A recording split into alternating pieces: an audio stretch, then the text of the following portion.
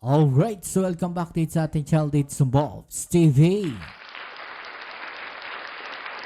Okay, so tayo nagbabalik muli mga babayan at ito pag-usapan natin, no? Senator Robin Padilla, nagkalat na naman ba sa Senado at ngayon ay pinagtatawanan na naman? At samantalang itong si Senator Amy Marcos, mga babayan, ay tila inaway po, no, ng witness na si Wamil at tila nasupalpal po. Okay, so yan ang ating alamin ngayon at pag-uusapan. Pero syempre, bago ang lahat, please don't forget to subscribe, like, share, at comment dyan sa comment section. At syempre, shoutouts muna tayo sa mga subscribers at followers natin dyan. Maraming salamat po sa inyong suporta, mga kababayan. No, at maraming salamat kasi lagi kayo nandiyan dyan, no? So, ang gagawin natin ngayon, tuloy-tuloy lang itong ating video at shoutouts na kagad, no? Sa lahat ng mga nanonood po dito sa atin. Okay, so, yan. Umpisa na natin ito, mga kababayan, dahil ito nga pong dalawang senador na to na DDS, no? Syempre, hindi naman natin may tatanggi na mga DDS talaga to, no? Kasi alam niyo naman, no, na parang napakalaki ng utang na loob nila dito kay Sara Duterte. Hindi ko nga ba alam kung bakit. No, kahit ako po magpasa hanggang ngayon, napapaisip, ano ba nagawa sa kanila ni Sara Duterte? No, para ganun na lang kalaki. No, ang kanilang parang utang na loob, no, dito po kay Sara Duterte. Si Robin, alam naman natin, no, kung anong bakit siya Duterte na Duterte. Okay? Pero ito nga pong si Senator Robin Padilla, mga kababayan, no, ewan ko ba, no, hindi ko maintindihan kung saan nanggagaling yung mga katanungan nito. At makikita natin, no, mukhang nga itong dalawa na to talagang mukhang nag-aabogado po dito kay Sara Duterte. Ano sa palagay ninyo? Ha? Mukhang naglalaylo po si ano ngayon, si Cayetano, mga kababayan, no? At ang pumalit ay etong si Amy tsaka si Robin Hood Padilla. Ang lalayo ng mga tanong 'di ba? Ang lalayo ng mga tanong, hindi ko maintindihan kung bakit gano'n. At tila gina-justify niya, mga kababayan, no, yung pong confidential funds, no, ng DepEd papunta po doon sa insurgency. Diba? At ewan ko, hindi ko maintindihan bakit ganyan ang takbo ng mga tanong na itong si Robin Padilla, mga kababayan. May idea ba kayo bakit ganon? Ha? Okay, so ito, umpisa na natin, mga kababayan, kasi talagang ako medyo nahihiya na rin ako sa ginagawa ni Robin. Napaisip tuloy ako, kaya siguro gusto mag-resign ng abogado ni Robin Padilla kasi baka nahihiya na rin siya, no, doon sa mga pinagagawa na itong si Robin Padilla. No, ito sa akin lang to, mga babae. Baka nahihiya na rin siya doon sa mga pinagagawa ni Robin Hood Padilla kasi nga, no, siya naturingang abogado siya. 'Di ba? Yung abogado ni Robin. Tapos, ganyan yung mga pinagagawa ni Robin. Baka iisipin po ng ibang tao na yung pong mga sinasabi ni Robin Hood Padilla, yung mga pagtatanong ni Robin Hood Padilla, yung abogado ang nagsasabi. Or baka naman, no, nakakatanggap ng mga negative na mga salita yung abogado ni Robin. Kasi nga, ganun yung mga pagtatanong niya. Baka kino-question siya, ano ba naman klase yan si Robin? Bakit naman ganyan yung kliyente mo? So, nahihiya sa pinagagawa ni Robin Hood Padilla. Ganun kaya yun? At syempre si Robin naman hindi niya pinayagan na mag-resign yung abogado niya. So naisip ko naman doon, baka kaya hindi niya pinayagan mag-resign. Baka nahihirapan siya, no, do sa mga pag-intindi sa mga batas. Kaya sabi niya siguro, teka lang, wag ka muna mag-resign kasi walang makakatulong sa akin. No, hindi ko naiintindihan itong mga batas na to. Okay, so yan, no, umpisa na natin to, mga babayan. Pakinggan natin kung ano yung pinaggagawa dito ni Robin Padilla. At talaga namang, ewan ko, no, kayo ba nahihiya na rin? no, sa mga ginagawa ni Robin Padilla. Hindi, ano nyo lang, comment nyo lang dyan. Ano yung nararamdaman ninyo kapag si Robin Padilla na yung nagsasalita? May mga nababasa ako dati na na kapag si Robin na daw yung nagsasalita, mga kababayan, ano daw, nagigising daw sila, mga kababayan. Grabe naman kayo kay Robin. Ba't naman kayo nagigising pag si Robin na magsasalita? Ba't naman nagigising kayo pag si Robin na nagsasalita? Huwag naman ganun, kayo naman eh. Okay? So, eto, umpisaan na natin mga babayan, alright? Let's go. Next to interject would be Senator Judge Padilla. You may proceed when you're ready, sir. You have 2 minutes. Maraming salamat po, Ginoong tagapamahal ng hukom. Susundan ko lang po yung mga tanong ko kanina, kabayan, Nueva Okay. Ecija. Opo. Yung una pong cheque ay 125 million December 20, 2022. Tama po ba? Yes po, Your Honor. Opo. Batid niyo po ba na ang founding anniversary ng CPP-NPA ay December 26? Wala po akong personal knowledge about that, Your Honor. Opo. Dahil wala po kayong katulad ng sinabi ni Senator Lacson, wala po kayong clearance, ano? Pangalawa, second check po, 125 million, January 31, 2023, tama po? Yes po, Your Honor. Opo. Ang NPA founding anniversary po ay March 29. Batid niyo po ba yun? Wala po akong personal knowledge about Okay. that, Your Honor. Third check, 125 million, April 18, 2023. Tama po ba? Hindi ko po matandaan yung date po ng check eh. Wala daw siya idea. Malay ba neto? No, abogado yan. At saka sa COA yan. Malay niyan dyan sa mga pinagsasabi mong anniversary. May I refer po to the check po. Stopwatch, please.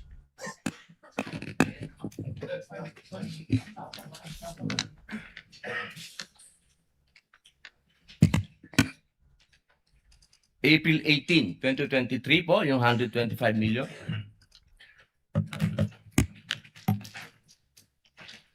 Yes po, Your Honor. Opo. Ang 50th po, golden anniversary ng NDF, National Democratic Front, ay April 24. Kaya ko po nabanggit lahat to. Ito pong mga dates na to, nung December 26, March 29, April 24, lahat po ito, walang nangyaring attack. Lahat po foiled. Wala po. For the first time, wala pong nangyaring attack. Kasi tuwing founding anniversary, may attack. Talaga ba? For the first time, mga babayan? So, ibig sabihin, sa panahon ni Rodrigo Duterte, tuloy-tuloy pa rin. No, yung mga ganyan. So, sa panahon ni Rodrigo Duterte, hindi effective, mga babayan, yung ginawa nila na pagsupil, no, sa mga makakaliwang grupo. Kasi sabi mo, for the first time, Robin eh. So, dati hindi nangyari yan. Ganun ba? So, wala rin palang silbi yung ginagawa ni Rodrigo Duterte noon. Diba? Ang tanong ko po, Ginoong Kabayan, naniniwala po ba kayo na malaki ang papel ng confidential fund at confidential agent? Depende po yun sa kung ano po talaga yung mandate ng agency po, Your Honor.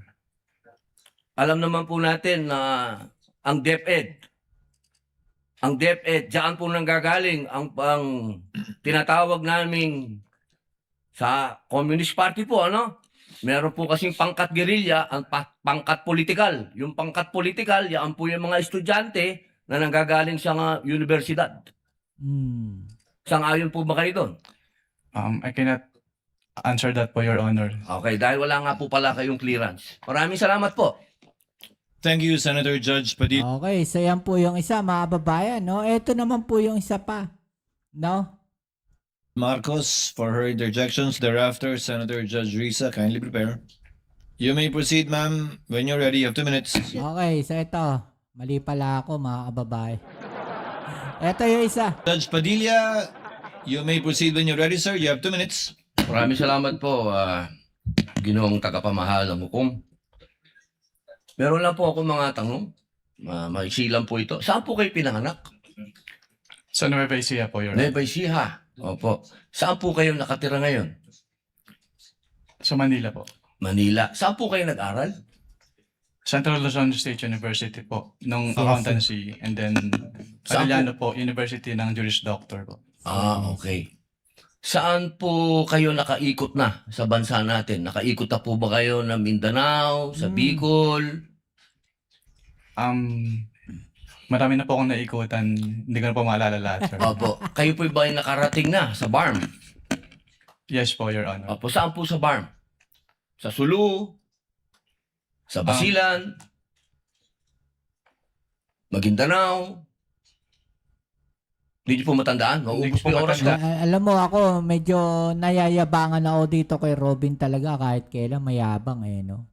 And Your Honor, kung saan. Angas oh. Bicol po. Nakaikot na po kayo sa Bicol? Yes po, Your Honor. Saan po sa Bicol? Sa Camarines Norte? Sa Camarines Sur po. Sur? Sa Norte, hindi pa po. Hindi ko po maalala kung Nakaikot na po kayo sa mga bundok. Saan po, Your Honor? Mga bundok. Yes po, Your Honor. Nakita niyo na po ba ang pangangailangan ng mga tao sa malayong lugar? Katulad ng gamot. Katulad po ng pagkain. Wala naman po ako na-observe, Your Honor. Ayun, wala. Hindi po kayo exposed. Exposed po ba kayo sa threat ng terrorism sa bansa natin? Nabalitaan niyo po ba ang ISIS, ang NPA, ang Abu Sayyaf? Exposed po ba kayo doon sa mga balita? Sa news po, may Sa mga news. nabalitaan po ako, Your Honor. Opo. Alam niyo po ba na kung gaano nakagrabe ang terrorism? Wala po akong threshold, Your Honor, to determine that. Wala po. Pero kayo po ang humahawak ng investigasyon patungkol sa confidential fund. Tama po ba? Hindi po siya investigation, evaluation po. Evaluate. Ano yan, Robin? Evaluation daw. Oh, hindi raw investigasyon. Sasablay ka na naman. At saka in the first place, mga babayan, COA po ito. No? COA po siya.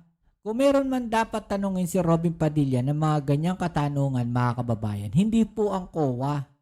No, hindi po staff ng COA. Dahil hindi po niya yan trabaho, mga kababayan.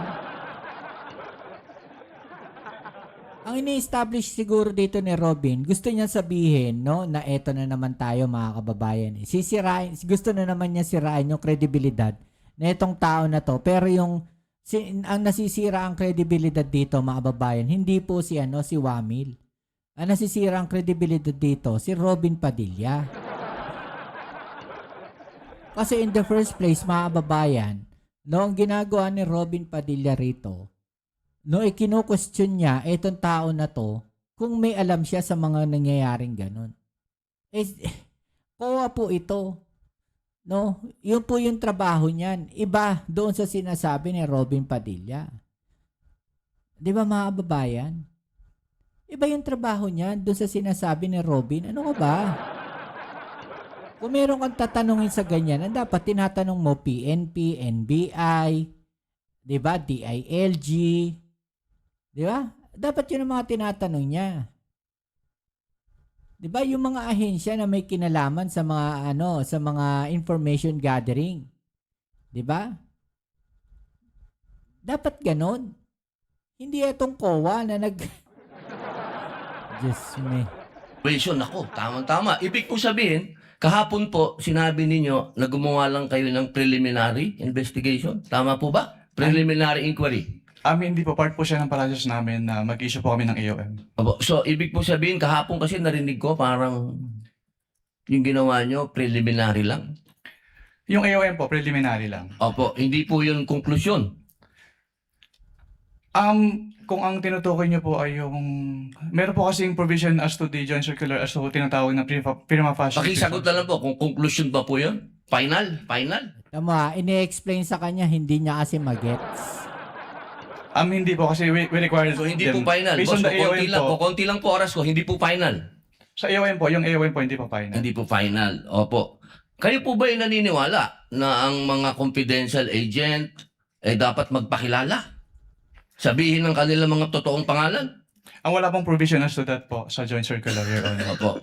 Kayo po mismo, palagay niyo po, sa personal po ninyong pagkakaintindi, ang mga confidential agent dapat po bang magpakilala? Since that calls for an opinion, hindi po ako authorized to express that, Your Honor. Ano pong definisyon niya ng confidential? Based on the joint circular po, ang confidential expenses ay yung... Hindi po expenses, confidential lang po. Bilang kayo po ay abogado, ano pong pagkakaintindi niyo sa confidential? classified po, Your Honor. Okay. Boss, sa next na lang po akong round. Actually, sinupalpal siya dito ni ano eh. May sagot dyan si Senator Lacson, mga kababayan, kung di ako nagkakamali. May sagot dyan, Senator Lacson. Ito, iano ko sa inyo kung ano yung dapat gagawin po dyan. Ito yung sagot ni Senator, ito yung tanong ni Senator Lacson dyan, mga kababayan.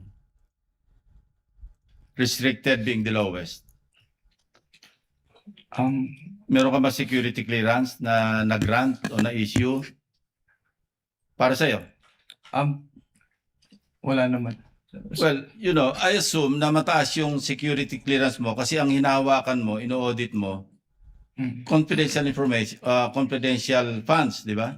Yes po, Your Honor. So I wonder why wala ka security clearance kasi paano ka mag-audit? Kasi pag may intelligence project, naka-vault yan eh. Lahat ng aliases, yun ang nakalabas. Pero yung tunay na identities corresponding to the aliases, naka-vault. Pag declassified na, terminated na yung program, yung activity o yung project, intelligence project, pwede na ilabas yun kasi declassified na yun. So kung wala kang security clearance, paano mo ma-access? Yung tulad na sinabi ni Senator Subiri, quarterly, nagpapadala sa Senate President, Speaker of the House, ng intelligence and confidence. Paano ginastos? Kasi may oversight powers kami, di ba? So paano ka makakapag-audit properly kung hindi mo alam yung nature ng intelligence project or operation? Kaya kanina tinatanong ko, yung bang evidence of success per activity, ano ba, after surveillance report. And mind you, you cannot call it successful kung negative yung surveillance. Wala nakita eh, pero gumastos ng pera yon. So would you consider that another topic as a success or evidence of success, maski negative yung resulta ng intelligence information gathering, operation or activity, or yung after surveillance report?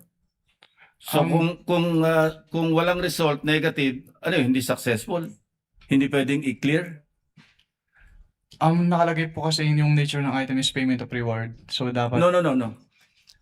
Pagka kasi nag-acknowledgement receipt, no? Halimbawa, bumiyahe, meron ding informant yung informant, ginasusan, o bumili ng sigarilyo sa sari-sari store, nagkape, kasi kausap yung informant. Wala ka makitang... Oh, thank you, Mr. President. Kindly wind up, Senator Lacson. Pati ako nabitin eh. You may just respond na lang. We'll wait for your answer. Ay, sorry po. Pwedeng pa ulit. Ulitin ko hindi lahat ng after surveillance report successful. Negative eh. Wala nakita. Pero gumastos. Oh. Hindi lahat ng intelligence gathering information successful. Kasi negative. Pero may gastos yun. How would you classify that? Evidence of success ba yun? O hindi? These are practical questions Oh. Kasi galing ako dyan kaya alam ko yung kalakaran. Opo. That calls for... Yun nga wala ka security clearance kasi. Kasi naka-bolt lahat yan. Pagka intelligence project, naka-bolt. Pag declassified, terminated yung project, saka ilalabas yun. Nandun lahat yung mga tunay na pangalan ng mga aliases. Opo. Kumuha ka ng security clearance. Oh, yun yung mga kababayan, 'di ba? Yun yung sagot nung kay Robin Padilla.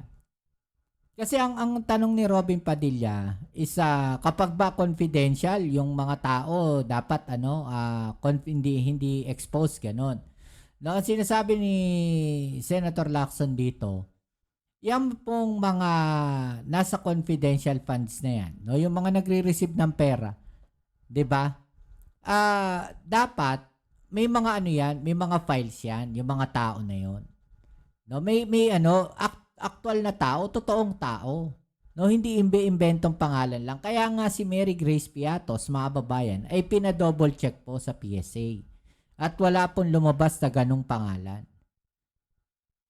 'Di ba? 'Di ba? Ang pinapalabas nila ngayon, aliases lang 'yon. Okay, sige, aliases lang 'yon. Ilabas nyo ngayon yung tunay na tao kung sino, si Mary Grace Piatos.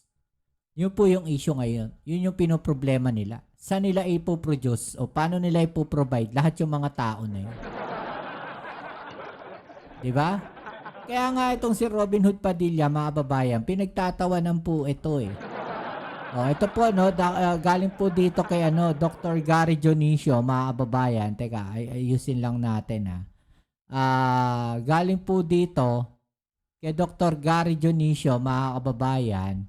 At may mga sinasabi po siya rito, no, na kung saan mukhang katawa-tawa talaga itong si Robin Padilla. Dahil marami siyang mga itinuro sa atin. No? Siyempre, hindi pa rin siya na acknowledgement receipt tsaka ng official receipt.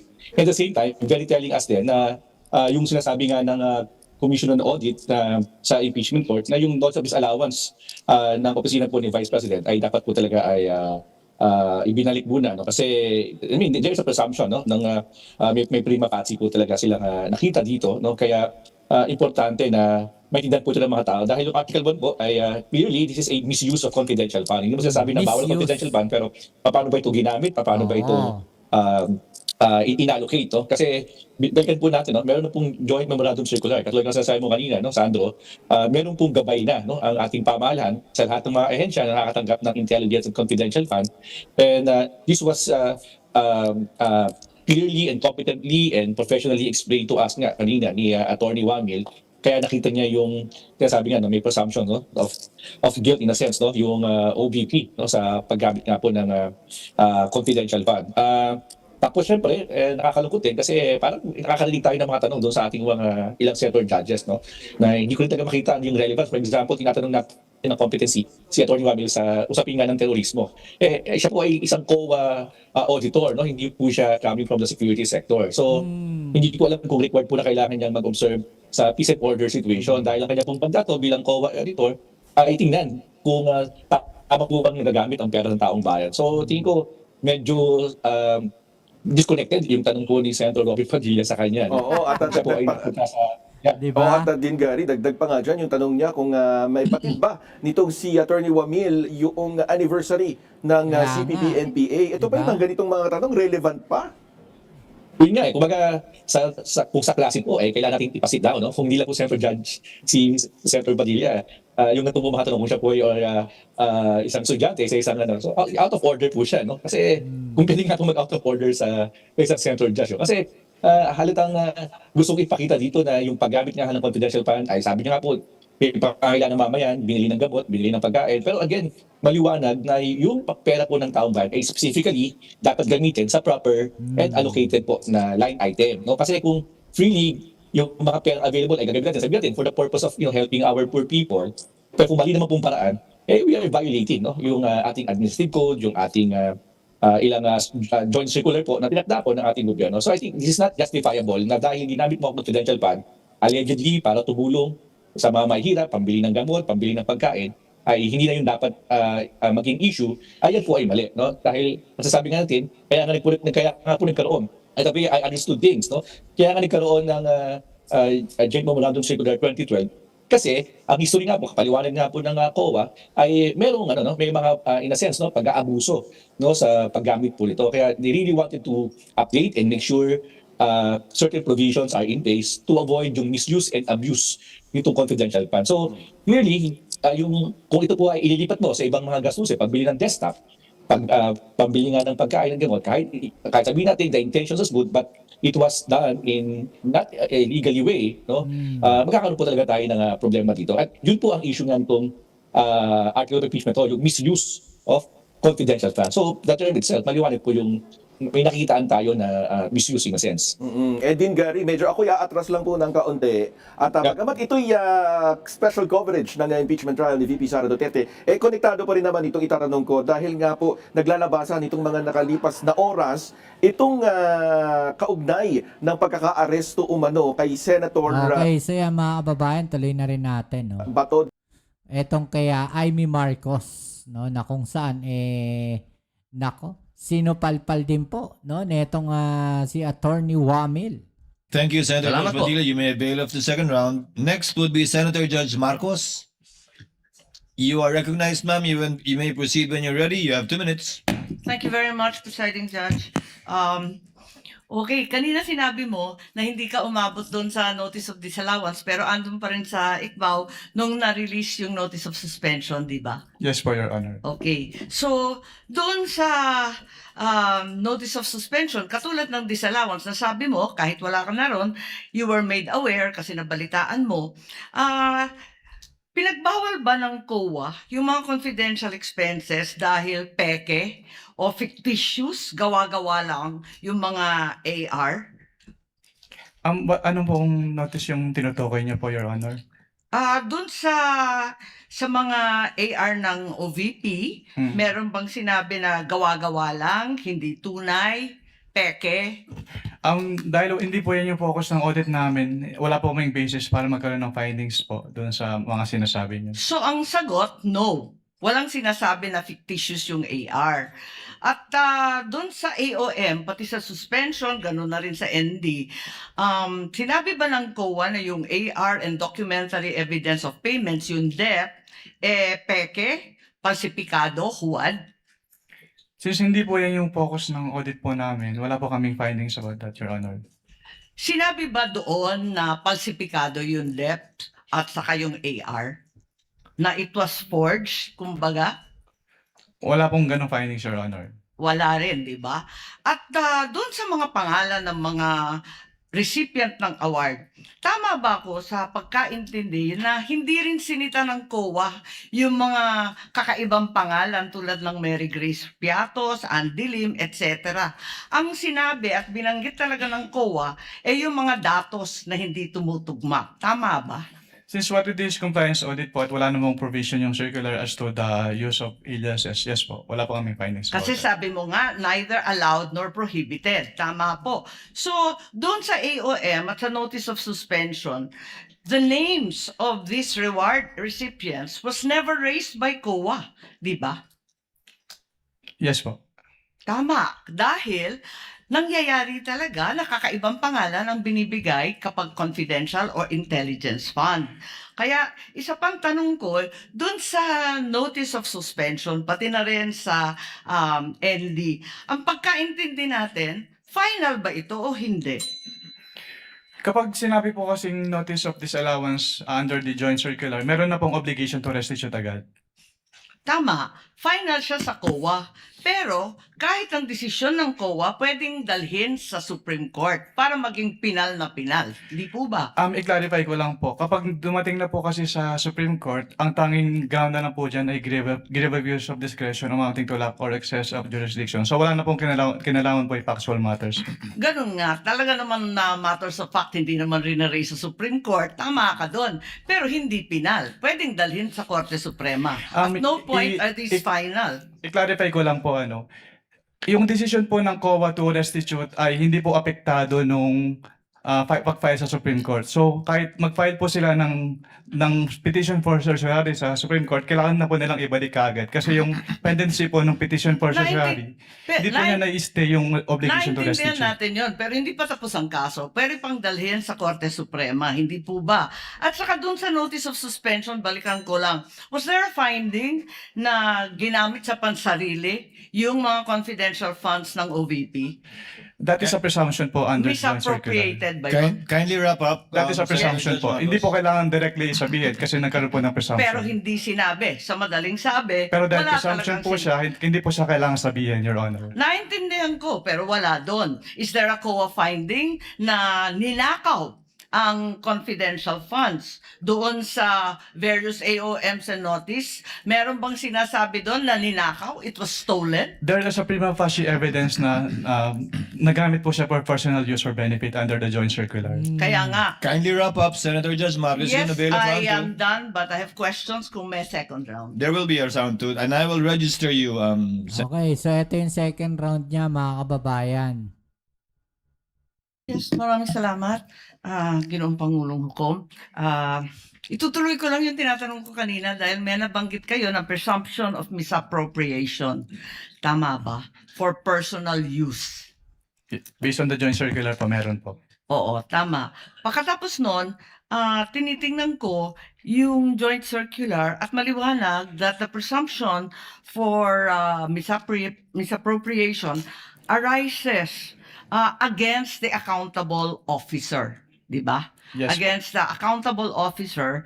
Sino ang accountable officer? Maliwanag naman yung joint circular. Sa 3.1, sabi, yung officer whose duties permit or require possession of government funds. Hindi ba? Based on the joint circular po, may ganyang provision. Oo. So yung SDO talaga, yung Special Disbursing Officer has the possession, the custody. Tama yun, di ba? Yes po. O kung ganon, if the presumption na personal use ayon sa 8.3 ng Joint Circular, failure of the accountable officer to liquidate any public funds is tantamount na nga to that presumption. Hindi Yes, po ma'am. ba? Yes. So, ang tanong dito, sino ang accountable officer dito sa sitwasyon na to? Kasi ang liwaliwanag na hindi naman si Vice President ang payee. Hindi naman sinasabi na nasa kanya yung pera. Ang liwanag sa inyong joint circular that the Special Disbursing Officer is the one who was designated by the head of agency to have custody, di ba? And in the case of the OVP, si Acosta yon. In the case of DepEd, hindi ba si Fajarda yon? That is not entirely correct po, Your Honor. Because under the joint circular, it shall be the responsibility of the head of the agency first to approve yung cash advance. Pangalawa, to Oo nga. oversee yung agency-wide utilization. Pangatlo, to ensure compliance with the joint Unresponsive circular. po. And also po, inattest din po ni OBP yung Unresponsive po. Ang tinatanong ko lang, hindi ba yung designated, yung SDO, si Fajarda lang at si Acosta, hindi si VP, hindi siya yung payee eh. Ang liwaliwanag. pero ang sinabi niyo po kanina yung accountable officer. Kaya nga, so yung accountable officer, yung SDO, nasa JCD Hindi lang yan po eh. si SDO po yung accountable Hindi, officer, or, Your Honor. ang sabi doon, head of agency or person designated. Oo, ang liwanag sa definition ng joint circular. Mag-yes or no ka lang. Kanina ka pa, inaaway mo ko lagi. Sorry po, Your Honor. But hindi po ako pwedeng mag-answer categorically since yun nga po yung provision But yung, it's categorical. na yes or Why don't either you go yes back or to your either joint no po. circular? Yeah po. Kapag Okay. sinabi po kasing Doon categorical, sa it's either yes definition, po ang or... liwaliwanag, SDO kapag na-designate ng head of office, di ba? But hindi po kasi doon na nalilimit lang yung term na accountable officer kasi may other provisions na applicable pa rin po with respect to the term accountable officer.